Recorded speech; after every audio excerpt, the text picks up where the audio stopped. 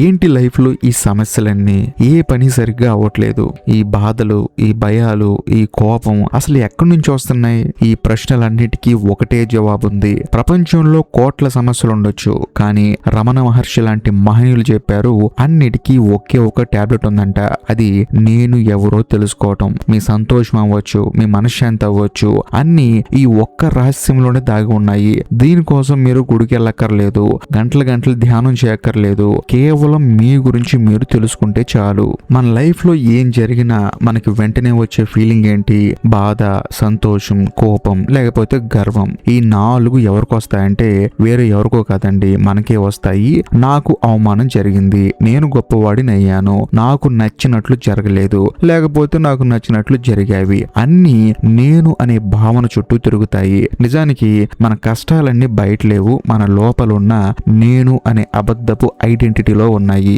ఎలా అంటే ఎవరైనా తిడితే బాధపడేది నువ్వు, సక్సెస్ వస్తే ఎగిరి గంతులేసేది నువ్వు. రమణ మహర్షి ఏమంటారంటే ఈ తిట్టుంచుకునే లేకపోతే గంతులు వేసే వ్యక్తి ఎవరో ఎప్పుడైతే మనం ఈ నేను అనే దాని అస్తిత్వాన్ని, మూలాన్ని కనుక్కుంటామో అప్పుడు మన సమస్యలన్నీ ఒకేసారి ఆగిపోతాయి. అందుకే ప్రతి సమస్యకి మూలం నేను ఎవరని తెలుసుకోపోవడమే. ఇప్పుడు సమస్యకి మూలం నేను అనుకున్నాం కదా, అసలు ఈ నేను ఎందుకు వచ్చింది?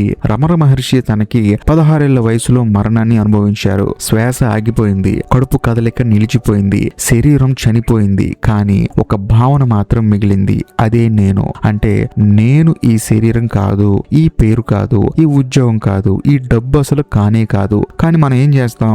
నేను ఈ కులాన్ని, నేను ఈ మతాన్ని, నేను ఇంజనీర్ని, నేను ఫెయిల్ అయ్యాను అని మన చుట్టూ ఉన్న ప్రపంచానికి సంబంధించిన లేబుల్స్ అన్ని ఈ అసలైన నేనుకి అతికిస్తాం. అంటే మీకు సింపుల్ గా చెప్పాలంటే మామూలుగా ఒక ఊర్లో ఒక అతను ఉన్నాడు అనుకోండి. అతను కటిక పేదవాడు, కాకపోతే సంవత్సరం తర్వాత ఆ ఊర్లోనే ఒక గొప్ప ధనవంతుడు అయిపోయాడు. ధనవంతుడు అవ్వక ముందు నేను వేరు, ధనవంతుడు అయిన తర్వాత నేను వేరు. కానీ ప్రాక్టికల్ గా చెప్పాలంటే ధనవంతుడు అవ్వక ముందు లేని నేను ధనవంతుడు అయిన తర్వాత వచ్చింది కదా. కానీ ఆ నేను అనే దాన్ని తీసేస్తే ధనవంతుడు అవ్వక ముందు, ధనవంతుడు అయిన తర్వాత అతను ప్రశాంతంగా ఉంటాడు.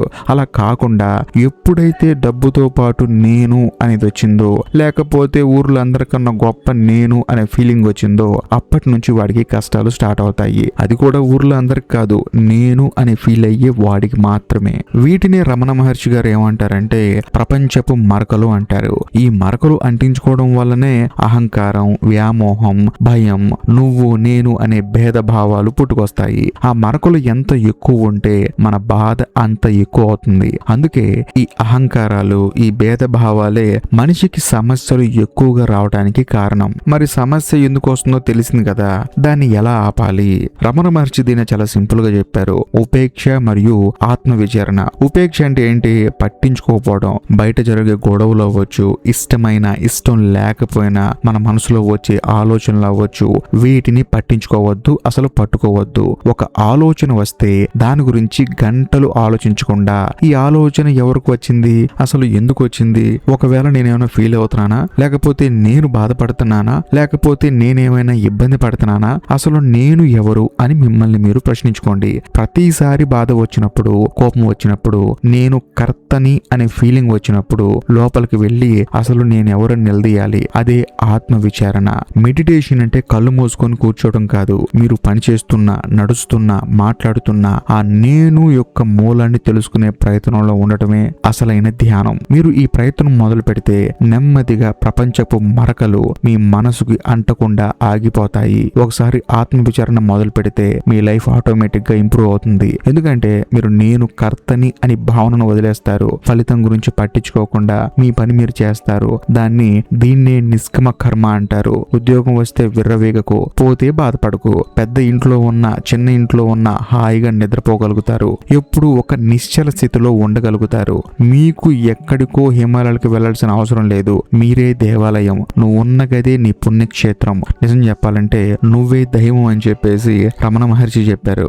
ఆధ్యాత్మికత అనేది బయట దొరికే వస్తువు కాదు, అది మీ లోపల నుంచి రావాలి. ఈ క్షణం నుంచే ప్రారంభించండి. ఏది సాధ్యమో దాన్ని చేయండి. కానీ ఆ పని చేసేటప్పుడు నేను అనే అహంకారాన్ని అంటకట్టకండి. ప్రశాంతంగా మీరు మీ పని మాత్రమే చేయండి. ప్రపంచం యొక్క అబద్ధపు ధారలన్నింటినీ వదిలేసి ఒక సహజమైన ప్రేమతో ప్రేమతో కరుణతో జీవించడం మొదలు పెట్టండి. గుర్తుపెట్టుకోండి, ఈ క్షణమే మీ సామాన్యతలోనే ఉన్న సత్యాన్ని తెలుసుకునే సమయం. రేపటి గురించి ఆలోచించకండి. ఇప్పుడు ఇక్కడే మనసులో ఒకే ఒక ప్రశ్న వేయండి, నేను ఎవరు? ఈ ఒక్క ప్రశ్న మీ భయాన్ని, మీ బాధని, మీ అహంకారాన్ని పూర్తిగా కరిగించేస్తుంది. ఈ వీడియో కనుక మీకు నచ్చినట్లయితే ఖచ్చితంగా లైక్ చేయండి, షేర్ చేయండి, కామెంట్ చేయండి. అంతేకాకుండా ఇప్పటికీ మీరు మన ఛానల్ని సబ్స్క్రైబ్ చేసుకోకపోతే దయచేసి సబ్స్క్రైబ్ చేసి బెల్ ఐకాన్ ప్రెస్ చేయండి.